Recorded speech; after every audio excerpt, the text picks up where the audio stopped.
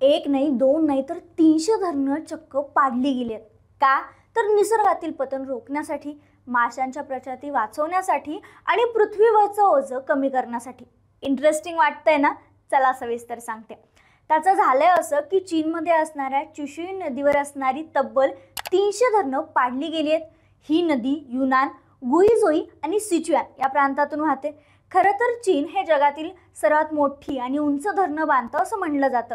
मात्र या धरणामुळे पृथ्वीच्या वेगावर परिणाम होईल अशी भीतीही अनेकदा व्यक्त केली जाते.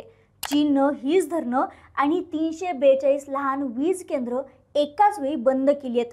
हे सगळं केलं पर्यावरण वाचवण्यासाठी, नदीतील मासे टिकून राहावेत, त्यांचं प्रजनन आणि स्थलांतर योग्य होण्यासाठी.